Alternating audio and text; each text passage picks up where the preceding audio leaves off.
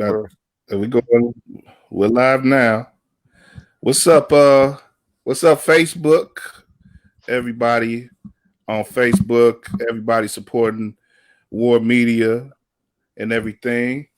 Hope y'all enjoy this. We just doing a little quick special thing for an hour, getting on talking about a couple things that I wanted to talk about with a couple of good friends and people who I know are interested in these things. A little later, going to be talking with Mike Chen about college football, in particular Big Ten, kicking back off tonight.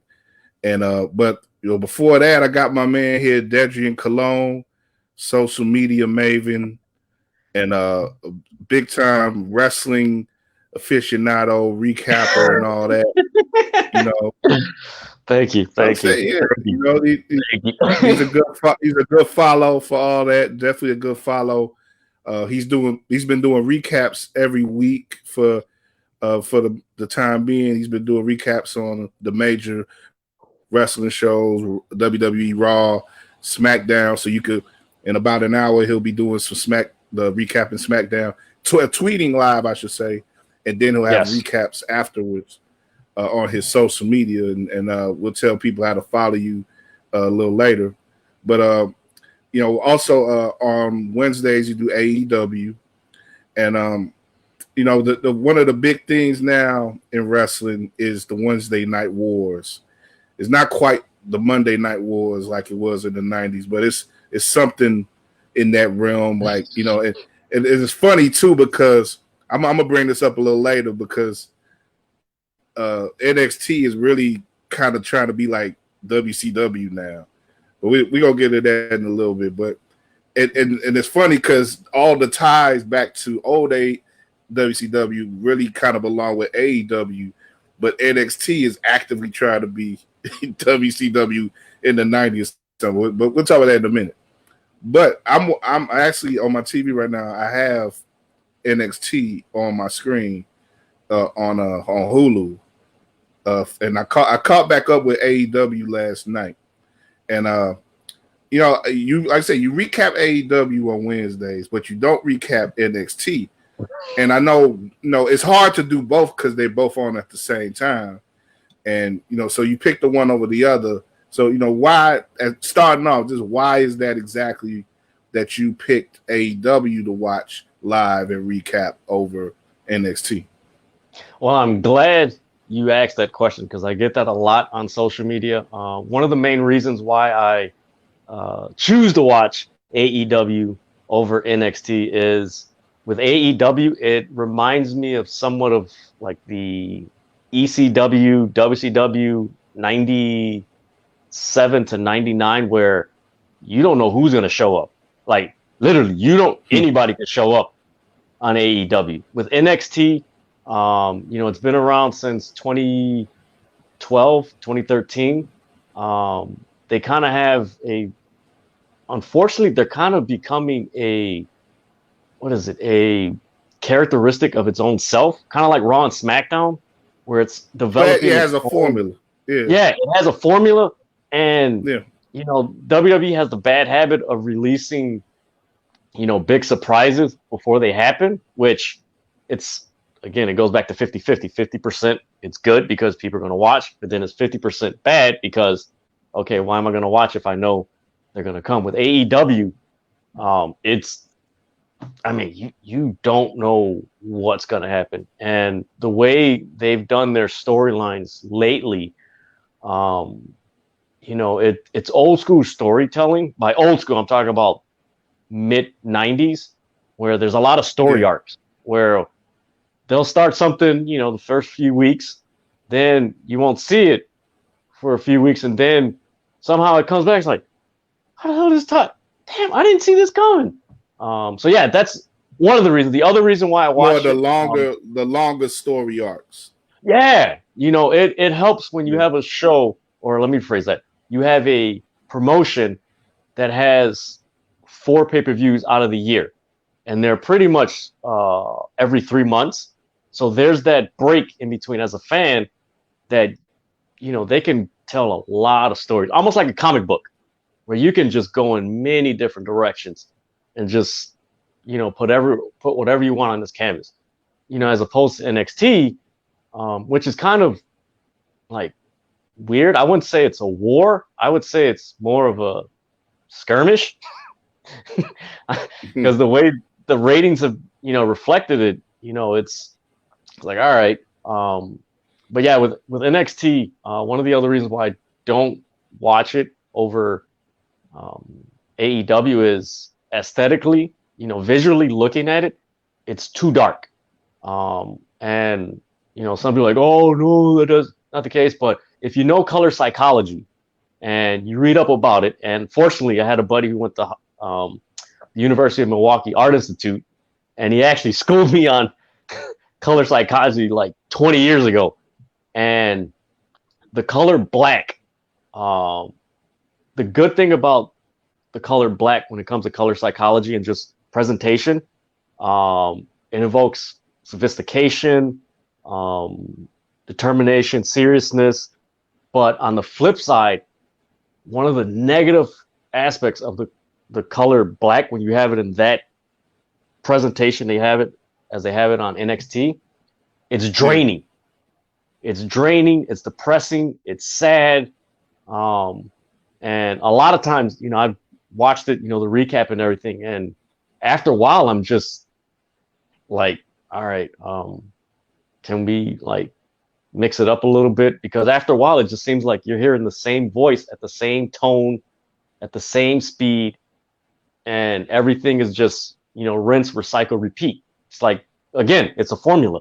So that's to answer your question, because we were talking about this before we went on here. So that's one of the main reasons. Plus, I wish NXT was being played on Tuesdays, because they were actually getting bigger ratings on Tuesday. And there's reports recently they had to move a couple weeks because of scheduling things. The hockey playoffs moved it to Tuesdays in a couple weeks. And also there were times where AEW had to move because of the NBA playoffs on TNT.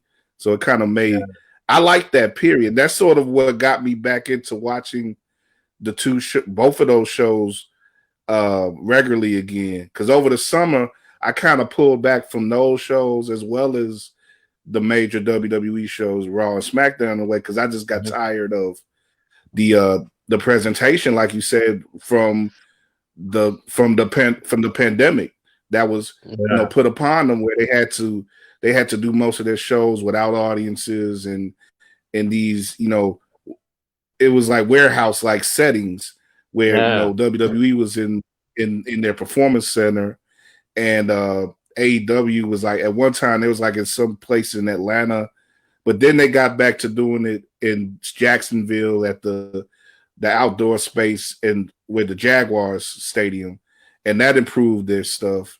So, now you got AEW doing the shows with a small audience, a spaced out audience, but a live audience nonetheless. And both NXT has like live audience now sprinkled about. Have you seen any of that Capitol Wrestling Center stuff? Yeah. I think it's an improvement. Yeah. It's a big improvement. The colors are different. Yeah.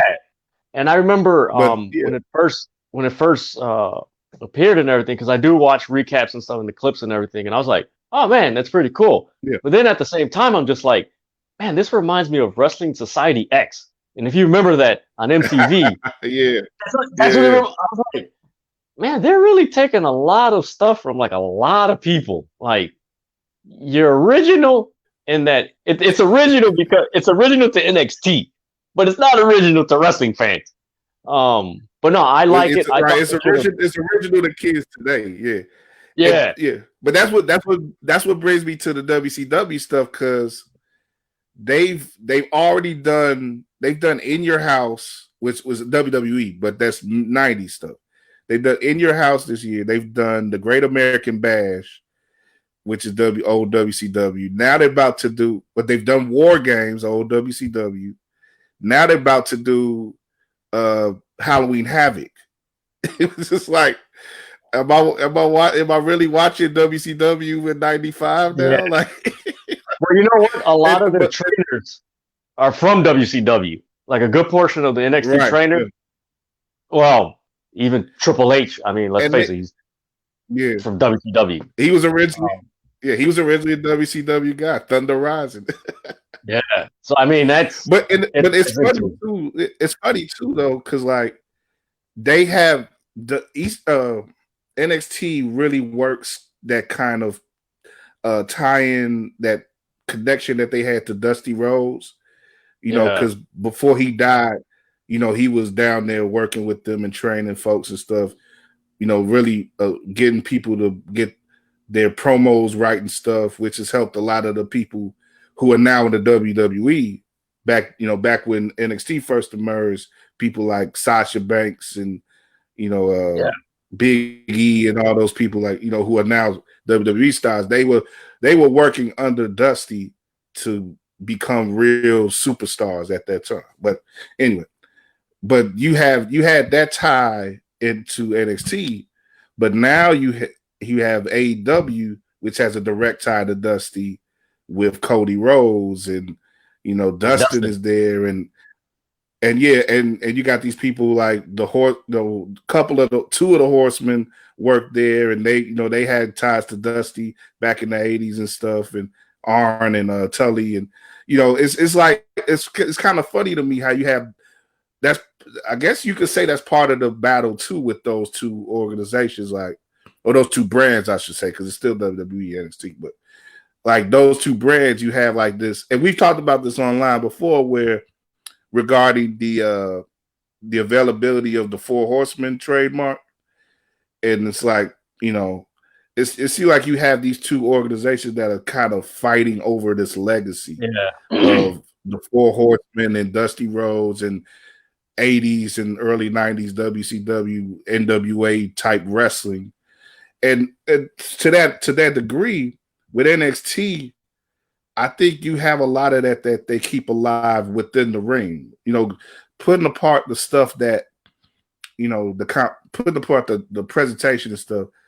When I look at a lot of their actual matches, like you got to look at.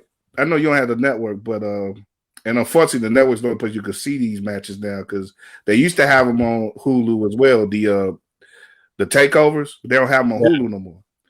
But you can look at a match like the last takeover was headlined with Kyle O'Reilly and Finn Balor, and that was like an epic match, man. That was just hard hitting, old school type of stuff, man. So it's like NXT is really going there with a lot of their actual matches, but it still ain't appealing to a lot of the Yeah. younger or even the old school people who are like, I'm sick of wrestling. I don't like what they're doing on Raw and SmackDown. But those people aren't going back to NXT. They're more going to AEW as well.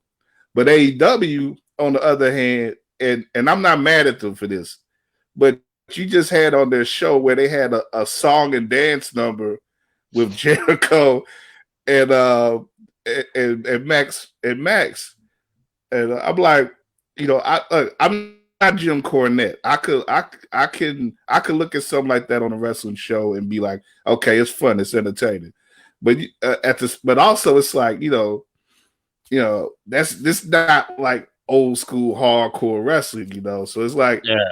AEW, they're trying things and doing things that you would see in WWE, or at some point WWE might try. Whereas the NXT is trying to do all this old school type stuff, and it's not working. I was like, what do you think about that? Well, it's funny you mentioned that. First off, I thought the Lebonair, the dance number with The Jericho and late MJF. the It was okay. So here's my explanation, and I had it in my review. It was stupid. It was hilarious. It was genius. It was dumb. It was everything wrapped into one. I didn't expect that. I was expecting this, simple. Okay, they talk. I mean, we're used to what WWE does with these promos and everything. It's like, all right, it's gonna be like that.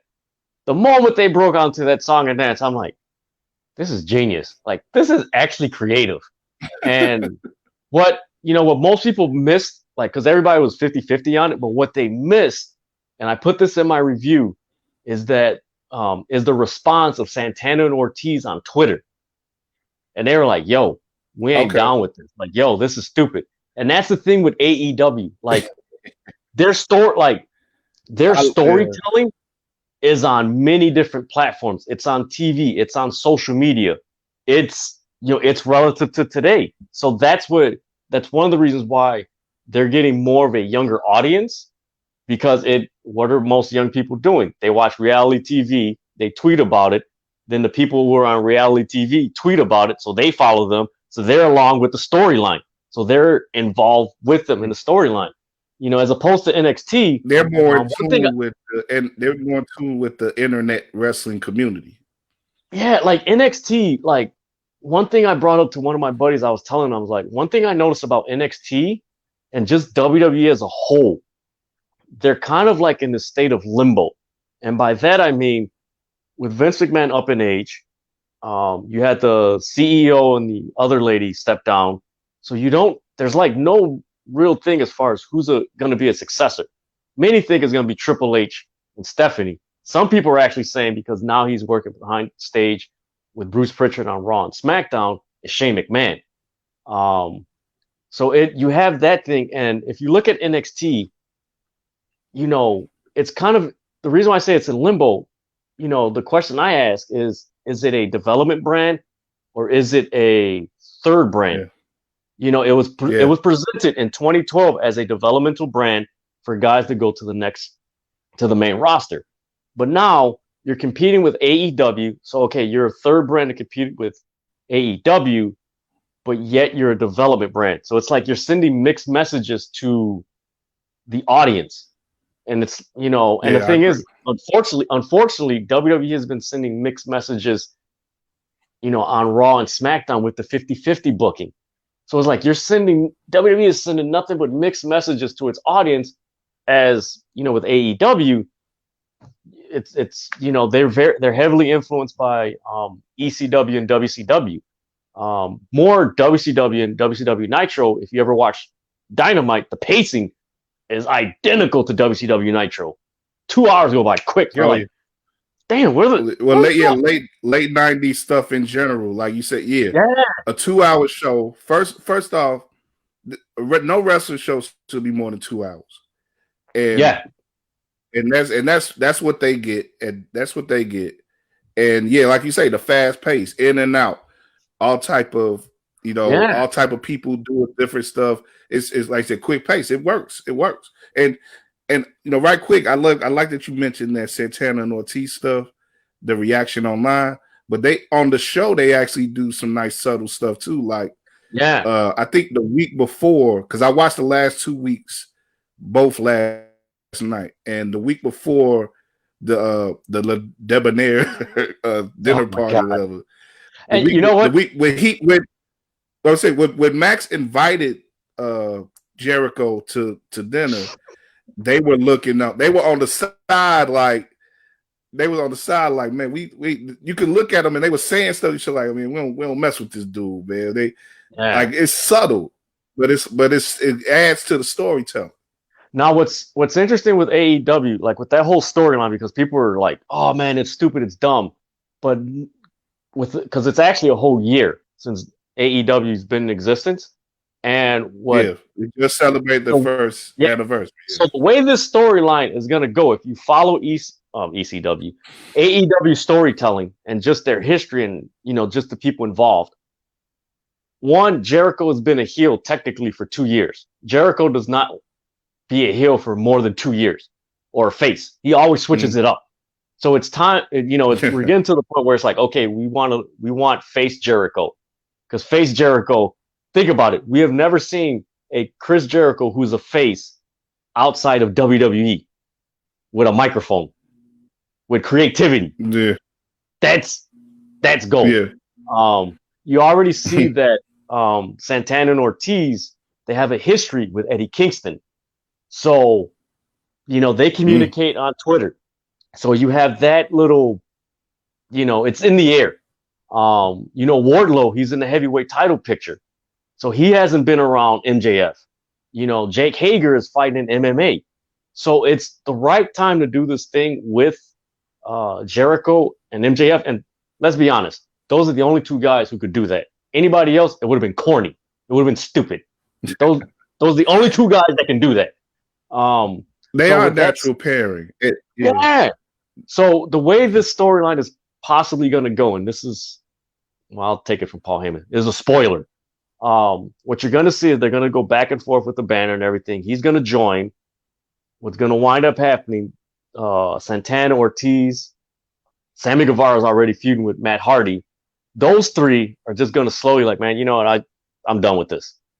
Jake Hager's going to stick around, and he's like, hey, he's going to stab you in the back. They're all going to leave him, and Jericho's going to get – this is pretty much identical to the Kevin Owens storyline, but with that's more what I'm about freedom. to say. Like, Yeah, so you can see where it's going. When he was with Owens, and that was the last time in WWE where he was really popping. Like, yeah, they did a great job with that. And so it's hard not to think of that when you think of him pairing up. So, but do you think that he's going to be a face? Because MJF is a heel. He's a natural heel. Yeah. And he hasn't ever switched. When you look at him in any promotion, he's kind of always been a heel. So is he going to be a heel paired with Jericho, or is he going to turn, or what? How you think that's going to go? What's going to happen is he's going to turn on Jericho, because if you look at their roster, if one wrestler is going to turn heel, somebody's got to turn face, and they're already giving hints that Kenny Omega is going to go back to his cleaner days at New Japan, because he had a super long entrance on AEW. And he's gonna be in line. They had that squash match with Sonny Kiss. Yeah. So he's gonna be in line in the world title picture. So in 2021, MJF, he's with Jericho, so that way they can raise him up, more as one of the top, pretty much the top heel in AEW. Because one of the scenarios that they're thinking that's going to possibly happen is that he's going to join FTR and Shawn Spears, and that's going to be the new Four Horsemen. Those four, which actually it's like, I can give it time. Let me not judge it. Let me give it time. So that way, when Jericho, he's probably going to take some time off, because he does this all the time. When he gets turned on, he takes some time off, and then when he shows up. And the thing is, when he shows up, he's not going to show up as the arrogant heel. He's going to show up as the rock star, badass baby face that everybody's like, okay. And he's going to just cut him down promo-wise, which everybody's like, okay, this is why I rock with Jericho. All right, let me. And that's the thing. And they're already, they got Eddie Kingston feuding with John Moxley, which is a perfect pairing. You got two dudes that are good on the mic. That. Yeah, I love that they have utilized Eddie Kingston right away as a big name dude, because he deserves it for one, and it's something that WWE would never have done. Like they would have him jobbing out like a mug if he was if they had brought him in. And what's cool about this, I like what they're doing with Kingston and like it isn't some high flying style. Like they can brawl. Like this is, you could say. It's almost like Triple H and Austin in the late 90s, where their styles, they don't have to do all these flips. They can just brawl. And then you got two good talkers. Right. So the pacing of the match, they can tell a lot of stories in their match and stuff like that. And I actually think that they might put the belt on Eddie Kingston. I think they might do that. Because if you look at it, I'd be kind of surprised if they do that. But some people are like, no, they're not going to do it. But if you think about it, Moxley's already had the title since February. If anybody's going to get the title, it's got to be somebody that can talk. And Eddie Kingston, this past Wednesday, he had 3 promos, 2 live and 1 from last week. And you're just like, can you keep putting this dude on TV? Like, just let him talk. Yeah, screw the next match. Just let him talk. And then he was on commentary. You're just like, yo, this dude. So he reminds me of how DDP was over in '97, but just a heel version, where he's just like, yo, this dude. No, you got to rock with this dude. Like you have to rock with him. So I mean, a lot of things. That's what Go ahead right quick. Yeah, so that's one of the reasons why. Getting back to your original question, it's one of the reasons why I watch AEW is because there's so many components. There's teases from Being the Elite that they air on Mondays. Then there's teases from there was a turn on AEW Dark, and now they're supposedly going to get another an hour show and everything. So what I like about AEW, nobody gives them credit, is that they tie everything together. So it's like there's a hint here, so it's just like, man, this is pretty cool. It's like, man, all right, I got to watch this and that and everything. So that's one of my and you know what, I like that. We got Mike Chen about to come on, so I'm gonna have to wrap up with you in a minute here. But two things: the fact that they're not doing this fake, brand splitting stuff that WWE just has to do. It allows their storytelling. It allows them to work it over all their shows, all their programming, online, on broadcast, and it works better that way. Instead of having only one show where you can see one person, and that goes into right quick. Tonight you're going to have SmackDown, and the best thing pretty much in WWE right now is Roman Reigns. But you can only see him on Friday. You should be able to see Roman Reigns whenever you watch WWE. Yep. He should be a badass on Mondays, Fridays, Wednesdays, whenever he wants to be, because that's who he is. Mm-hmm. And I just want you to give your thoughts right quick on him and what they've been doing with him.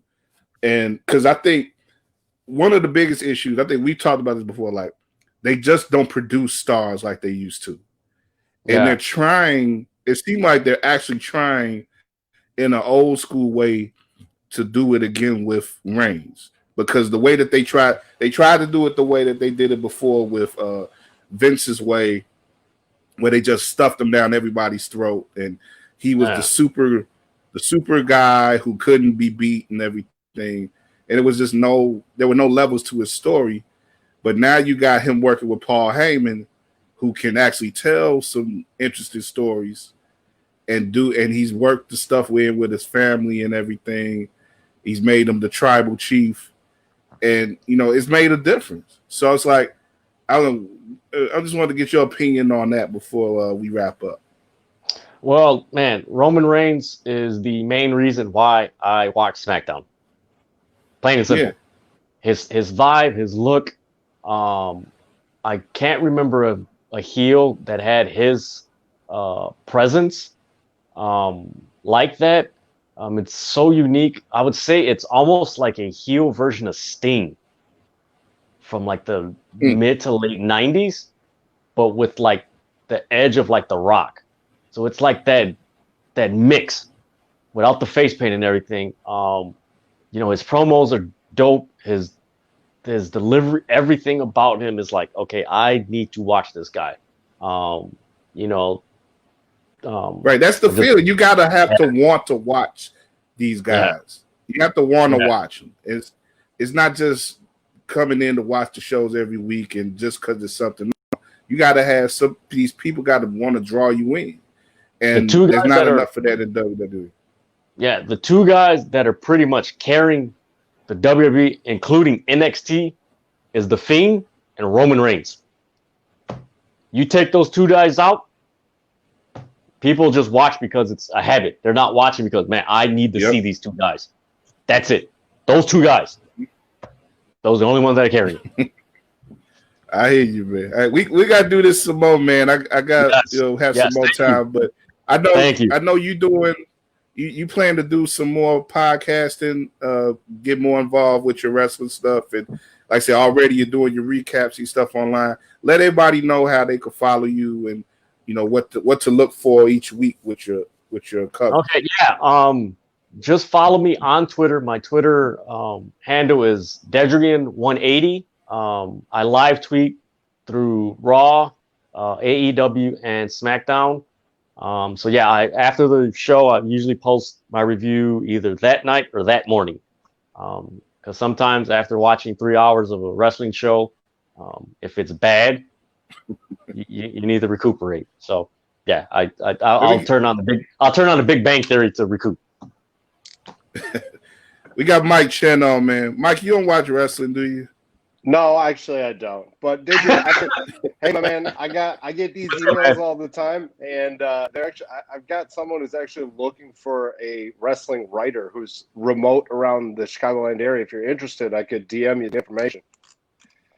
Ooh, it's paid too. So, hey, they just I had some. Dedrian. Yeah, I had some friends who didn't write but were interested in doing it, and they said they just want someone who has a little bit of writing background. So if you got a little bit, that's posted anywhere, I'm sure. And I'm telling you, they've been sending this email for months. They've been looking for somebody for a very long time. So I'm sure that if you're qualified enough, they'll take a look. Hey, thank you. With your recaps, man, with your recaps, man, you write enough for a post, Dedrian, with your recaps. So hey, those are snippets, man. Those are snippets, man. But hey, like my favorite wrestler, Tama Tonga, show me the money. Yep. I'll do it. Thanks, Mike. Thanks. Yeah, Thank you guys. Send it your way. Thank you. All right, Dedrian, we'll we always talking, man, so we'll stay up. And thanks for coming on, brother. And have a good one. That's what's up, Mike. Good. Putting people on, man. Of course. Yeah. The idea behind all that. How you doing, brother? Hard work. Good. Yeah, just hanging out. Today was kind of crappy, but aside from that, football's back. The Big Ten. That's why you had me on today. So it's pretty exciting. How about yourself, Kyle? Yeah, man. I'm good, man. I can't say today was crappy. I hope things turn around for you. I don't know if Illinois and Wisconsin is going to do the trick for you. What do you think about that matchup kicking off the Big Ten slate? I will tell you this. The Badgers want revenge. As we all know, last year, Illinois upset Wisconsin. And Wisconsin, in their player meetings with the media earlier this week, they've circled this game. They know it's their home opener. It's going to be a weird home opener, obviously, without fans. I've seen a couple screenshots of the very few media members that are actually allowed in the stadium right now, and it's an odd scene that I guess we've kind of gotten used to right now. But from the Illinois perspective, they're coming off of a bowl season. I think there's some fairly high expectations right now in Champaign, and it kind of depends on the offense, to be honest with you. I think that they need some guys to step up at running back position, at the wide receiver position. Brandon Peters is a very good quarterback, but he's going to need help. He can't do it himself.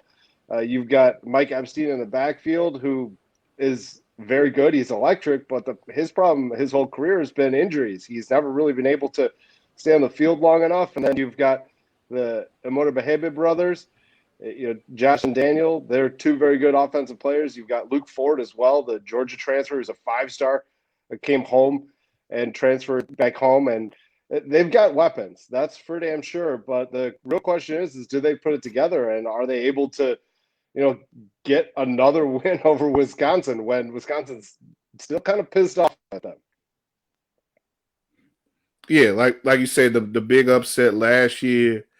It seemed like people are, whether you're talking about the experts, the studio experts or Vegas, with the line, it seems like everybody is looking for Wisconsin to, like you say, get their revenge tonight. And it's a big line against Illinois.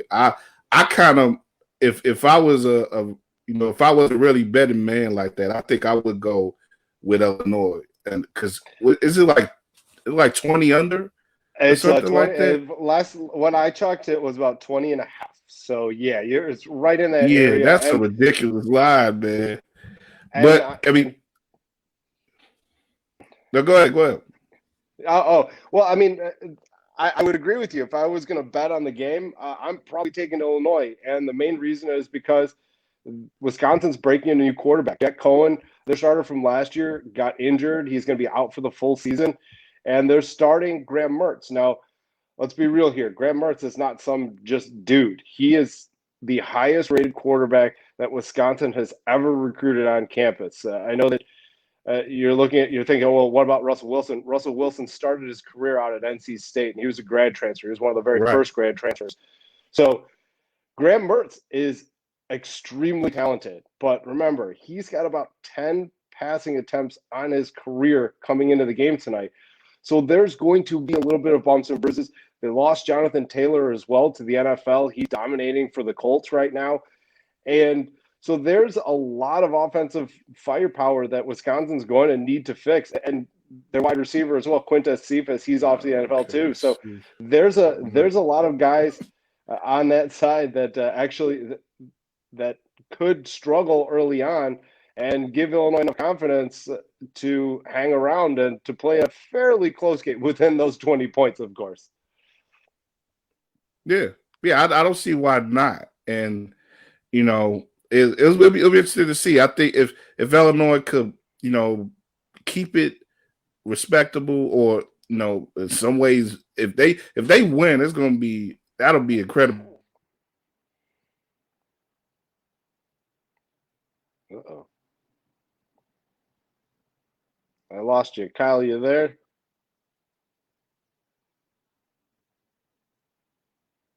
Uh-oh. Hello? Kyle? Hello?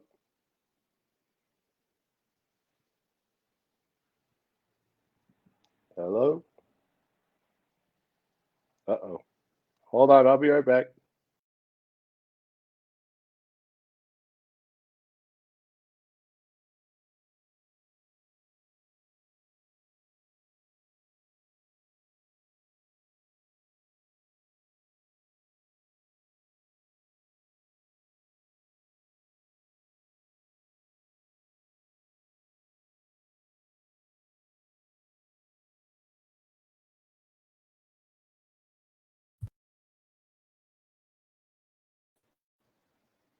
All right. Mike? Oh, there we go. All right. Well, technical difficulties in the Zoom era. That's exactly what you get sometimes. Connection stuff. But I'm just saying that I think there's a good chance that Illinois can compete well tonight. And given the logistics of the season and how everything is coming about, like, I don't know if you can really bet.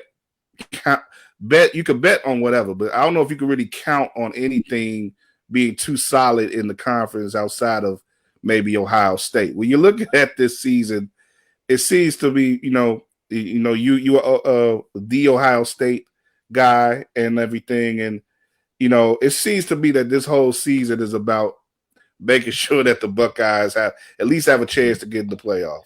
It's really nothing else for the Big Ten to play for this year. But, they're doing it. And, let's get into that. You're starting the season on the brink of November. It's an unprecedented thing. It's a thing where, when you look at how everything is played out, there's been bumps and bruises for every conference that is played. But, when you look at it, the Big Ten could have been playing since the beginning of September. They probably would have lost some games. And it's funny now because, they have this edict now where they're not going to make up any games. You really lose out on time to make up games anyway. But if they lose a game, it's just going to be a no contest. They're not pushing back games like the SEC or the ACC or all these other conferences have done. But, but they're still putting themselves in a position where they're trying to squeeze in these games and do this shortened season. Like I say, out of desperation, it seems like to keep up with the other conferences. And I just wondering, what are your thoughts on how the Big Ten has got to this point, and do you think it's going to be all worth it in the end? Well, obviously, Kevin Warren made the wrong decision. After canceling the season 5 weeks later, they decided to restart the season. Their second schedule that they put out is what they should have stuck with, to be honest with you. It gave them some wiggle room. Yeah. It was built in some bye weeks. Now, granted, it didn't have, say the Ohio State-Michigan matchup at the end of the season, which I think a lot of fans weren't very happy about. But it still gave them that wiggle room to have some extra time. And just like you talked about, they've got 8 games in 8 weeks. And you have to be crazy to think that there are not going to be some of these no contests. There's going to be. I mean, look at the Big Ten right now. You're looking at a Purdue team that their head coach, Jeff Brom, just tested positive for COVID-19 on Sunday. He's not going to be coaching. He's not going to be coaching. You've got Minnesota, who PJ Fleck came out and said to the media their big contest against Michigan tomorrow night, and they're talking about how they're going to be missing players. And he's very secretive as to who they're going to be missing, but they're going to be missing players. And so it's going to happen. At some point in time, the Big Ten, which they've presented this 5%, 7.5% situation where it's 5% of the football team, the players, if there's over 5%, they have to take a week off. So, and then the 7.5% is the community. So that adds in the coaches as well. So if you hit either of those boundaries, that's a 7-day stoppage for your program. So there are going to be stoppages for the Big Ten at some point in time. Games are going to be not played. And they came out and said that they're going to have this weird tiebreaker system that, to be honest with you, I'm not really even going to be concerned with until we get later on in the season and we see what's going on. But it's just odd. They're trying to be a little too cute with everything. And they kind of shot themselves in the foot here with the timing. They really have. And it's unfortunate because the kids deserve better, especially from the leaders of the universities. If they were going to, hold hard on not having a season, just don't have a season. If they, but they ultimately did. And now they're putting the kids in a position where, the onus is on them, which is fantastic. I think that's the smart way to do it. But the other side of things, you test positive for COVID while you're in season right now as a Big Ten athlete, you cannot come back onto the field of play for 21 days. That's 3 games, 21 days. So say you play this week and you get hit for a positive test, you won't be able to return until game 5. I mean, how ridiculous is that? The SEC, different rules, the ACC, different rules, but, the Big Ten, they put in these rules that are going to hinder teams. And like you said, it's Ohio State's conference to lose right now. They're the team that has the best chance to represent the Big Ten in the College Football Playoff. They're really in the College Football Playoff era, they're really the only Big Ten team that has, except for that one season where Michigan State made it. And that's looking more and more like a one-off because obviously D'Antonio's gone and Mel Tucker's there now. But the Big Ten definitely handcuffed themselves with the scheduling because, no team, in my estimation, I don't think any team is going to hit that 8-game mark. I really don't. Yeah, it's like you really just described it well with the individual cases and these situations or the teams. And beyond that, you look at the fact that the rates are going back up in Illinois. The rates are very high in Wisconsin. Throughout the Midwest, we're seeing COVID cases come up again. And it's like, you got the schools with some of these schools like Michigan having these edicts now where the kids have to stay isolated, but the players get to go around that because they have to play.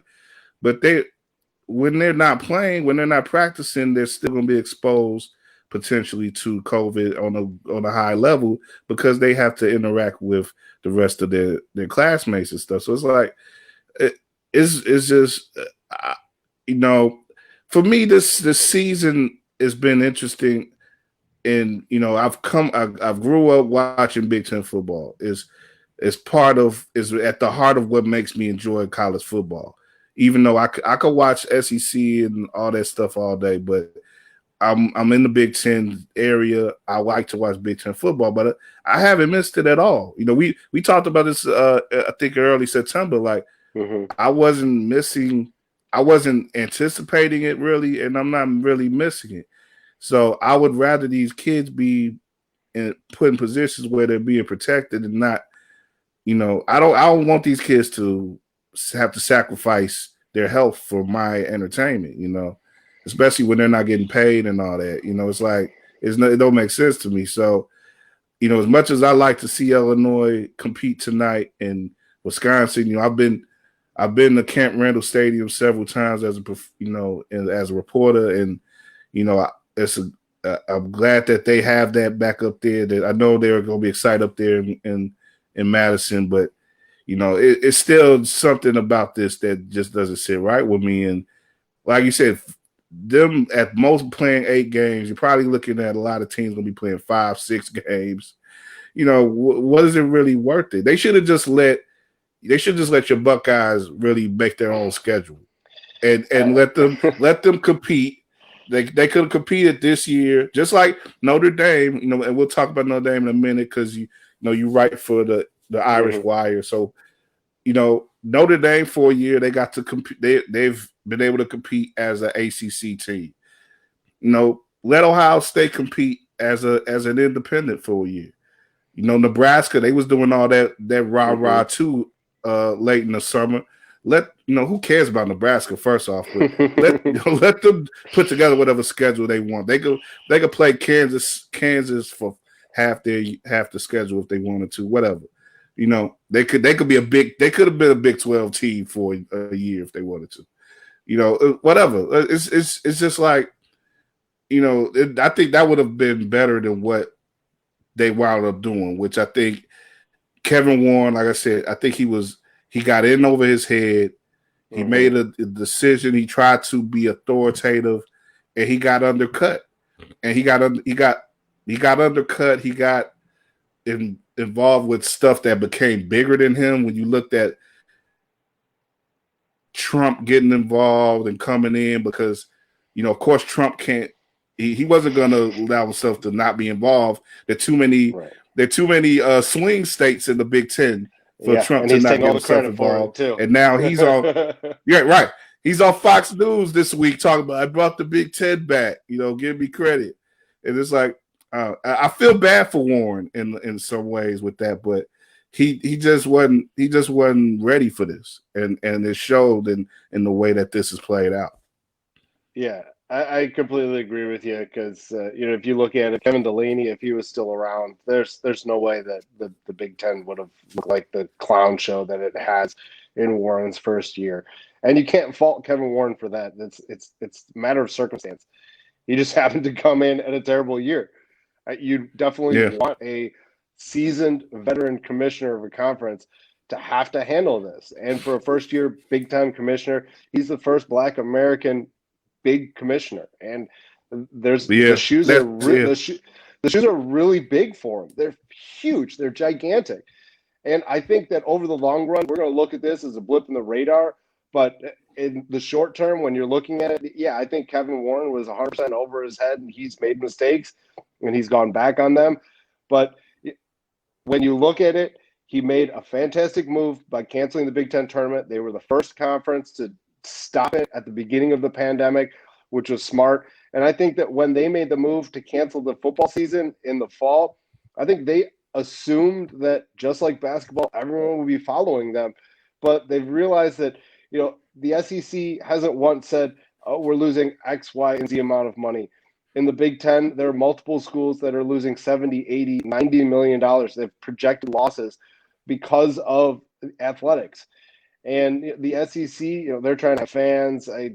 Dan Mullen, I think that, and I don't wish any bad on anybody, but Dan Mullen coming out and saying that they wanted 90,000 fans in the swamp, and literally 2 days later, everything gets shut down for Florida. He gets a positive test on Thursday, and it's just like, look, dude, you're asking for too much, and I get the SEC wants to make money, et cetera, et cetera. All the conferences do, but you know, be smart with it. Just be happy that you're having football on Saturdays as opposed to everybody sitting at home waiting around for a spring season that would be just terrible for college football.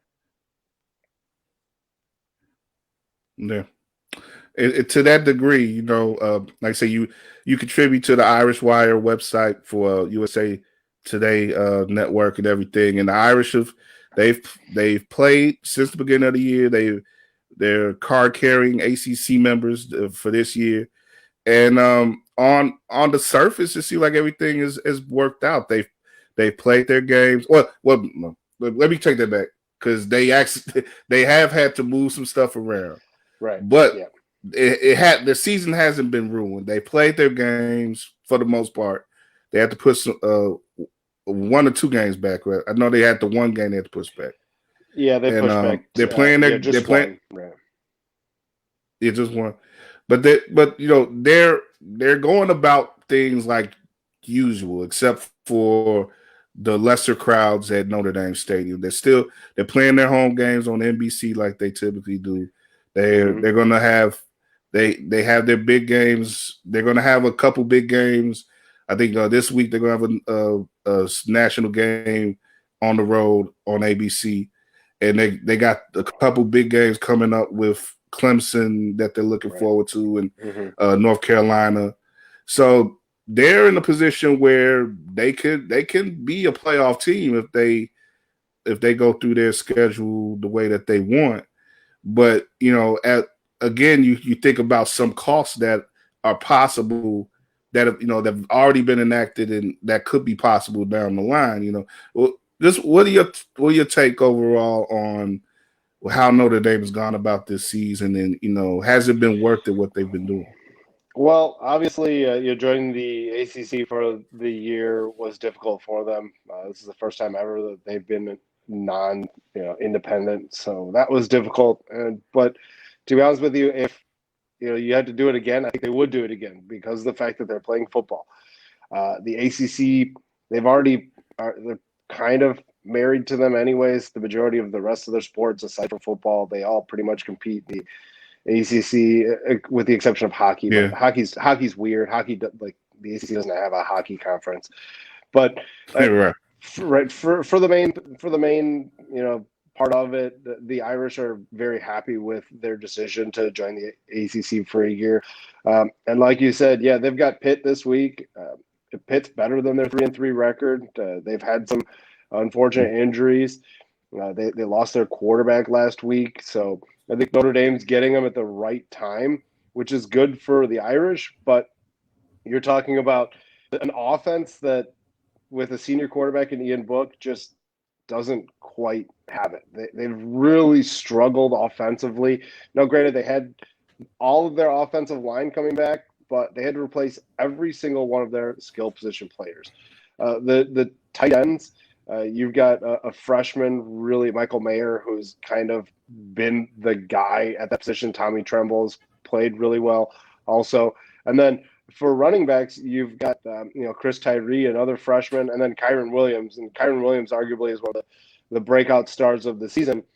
But as a wide receiver group, they have underperformed immensely. And say if they were to play Clemson this week, next week, and even when they play them November 7th, it's not going to be pretty.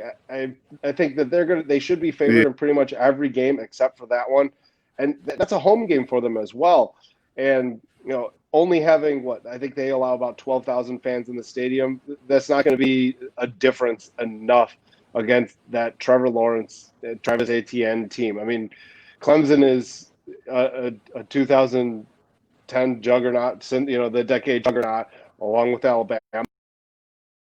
Schools, when you look back at the early 2000s of college football, you can be like, yeah, those were the two schools, and to beat them would be huge. But if I was to make a prediction right now, 3 weeks out as to how that game's going to go, it's not going to be pretty for Notre Dame at all. Yeah, I mean, you look at the fact that they struggled like they did against Louisville, and Clemson is out here with the potential to run 70 on any given week. Like I'm I'm glad that they're going to have such a big game in South Bend, but yeah, there's the potential for a disaster that night for those guys. So. Yeah, big time. It's one where you just hope that they don't put 70 up on Notre Dame.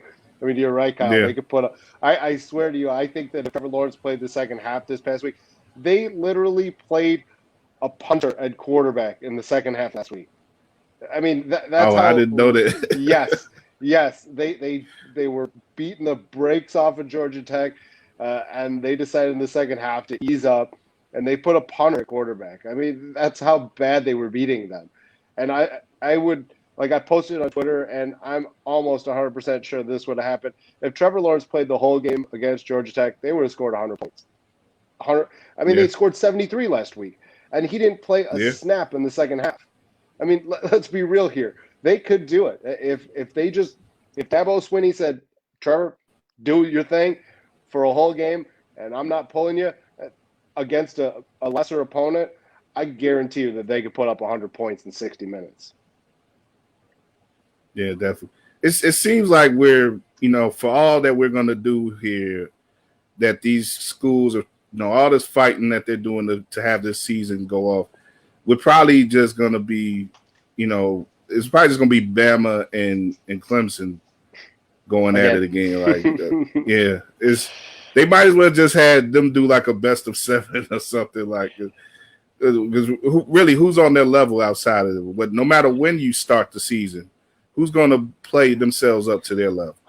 Well, I think that Ohio State definitely is a shot. When you look at what happened last year in the college football playoff, I mean, the Buckeyes were driving at the end of the game against Clemson. If Chris Olave goes to the inside as opposed to going the outside, Justin Fields doesn't throw that interception, and the Buckeyes probably win that game.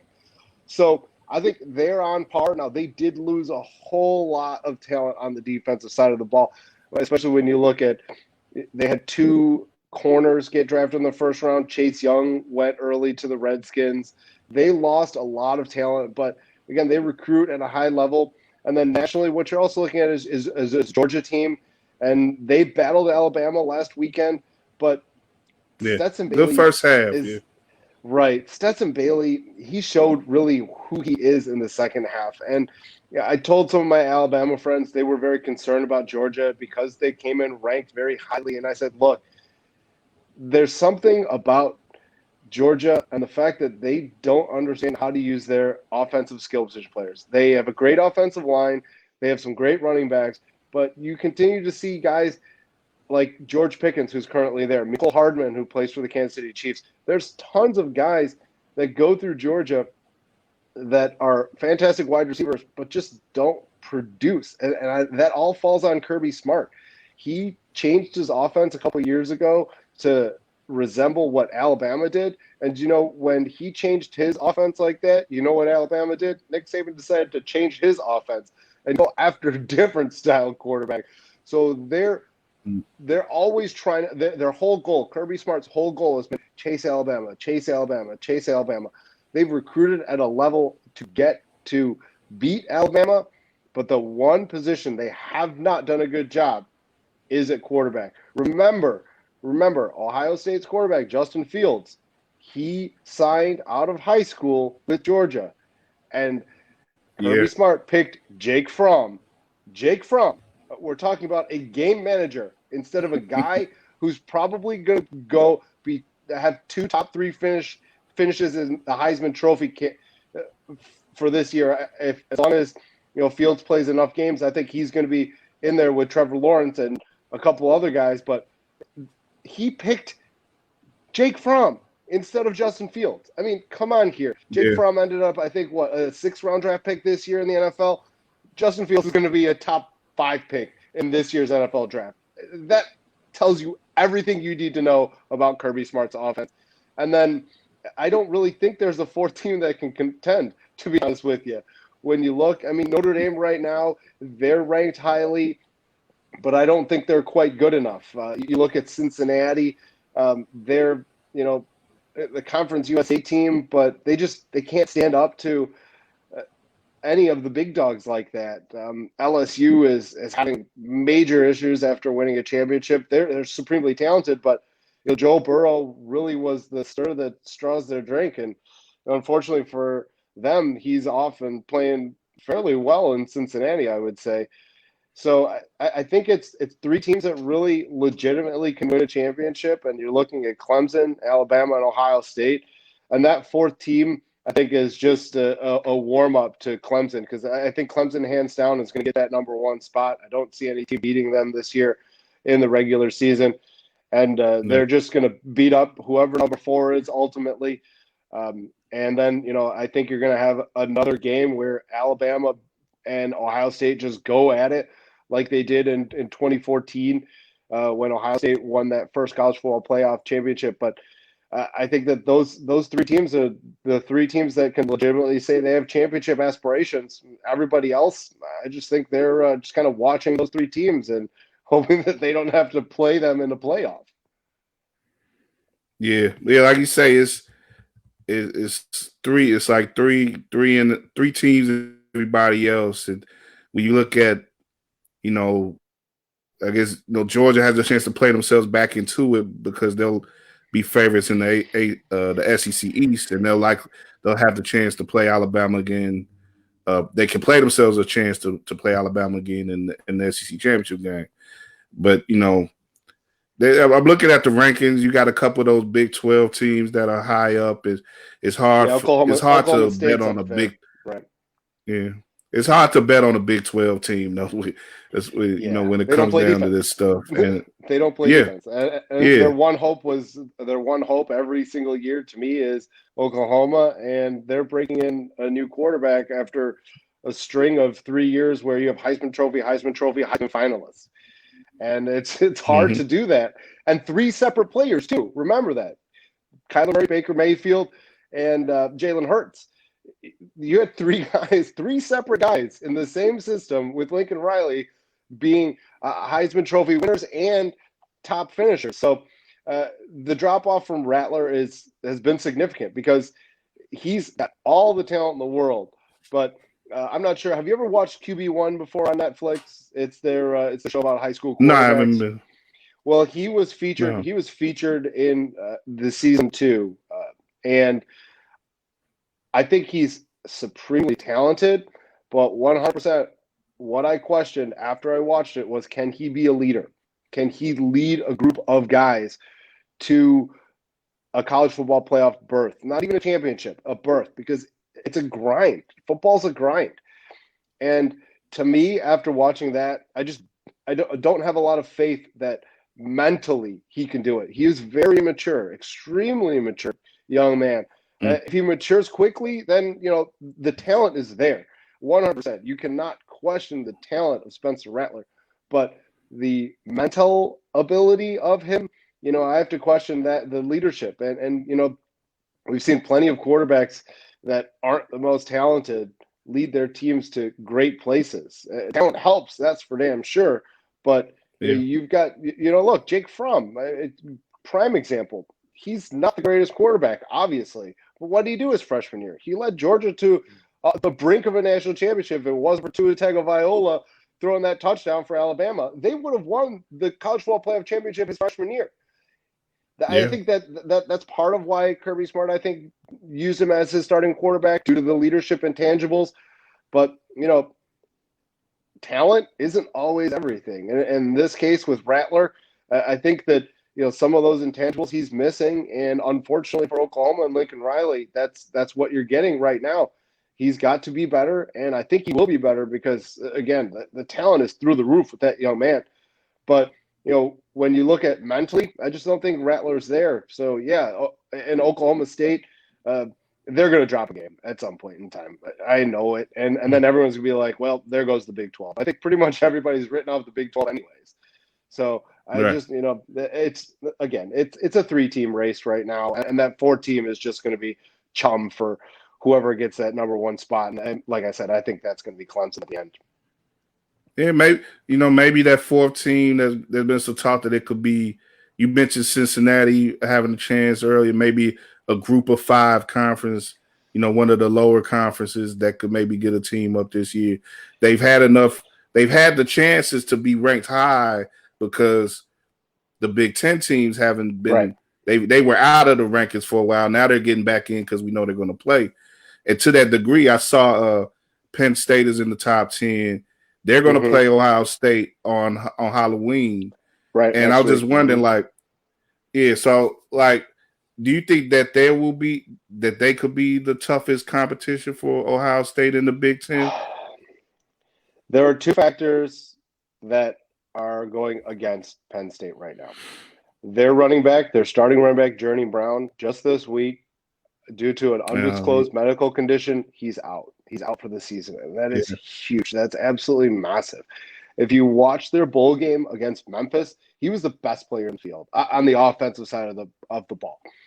And then on the defensive side of the ball for Penn State, Micah Parsons.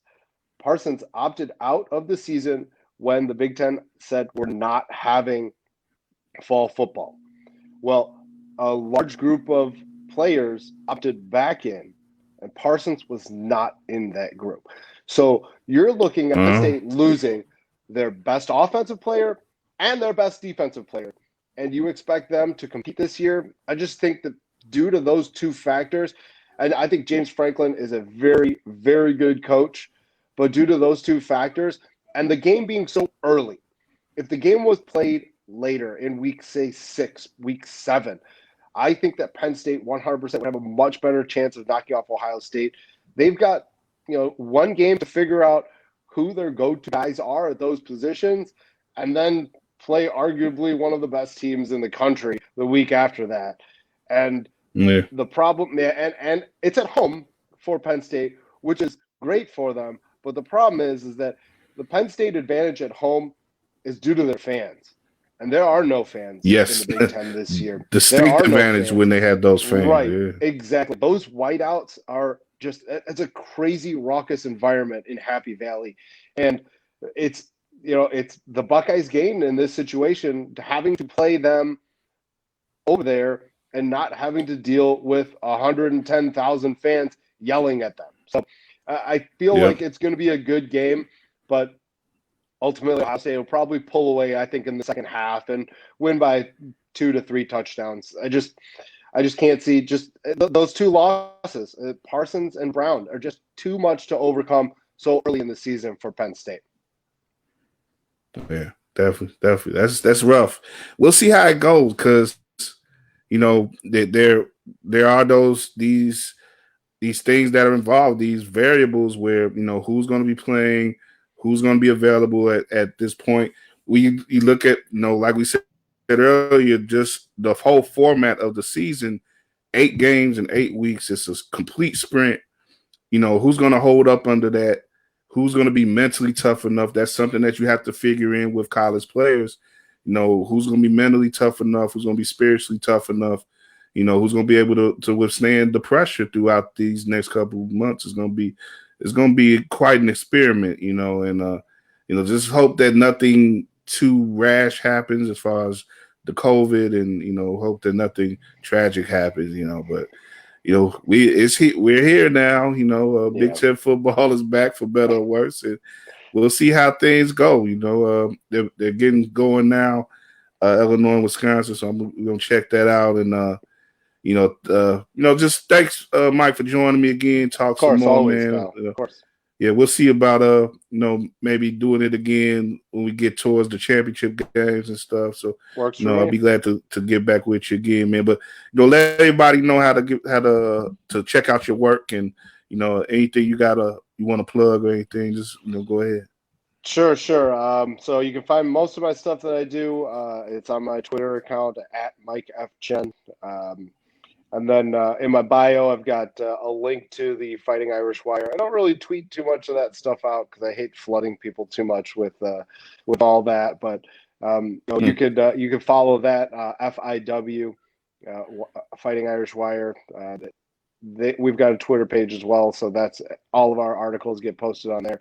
I do a little bit of writing for an Illinois scouting service here as well. We're actually kind of blowing up, which is I did not expect this when I joined up, but Prep Red Zone has really made some moves and made some really big moves. Just recently, we've opened up sites in Texas and Louisiana. We've got over half of the country now on the football side of things. So I'm out. And that's more of a focus on the prep level.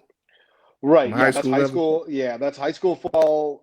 Young men who my main duty is to get them noticed. I want to get as many young kids scholarships as possible.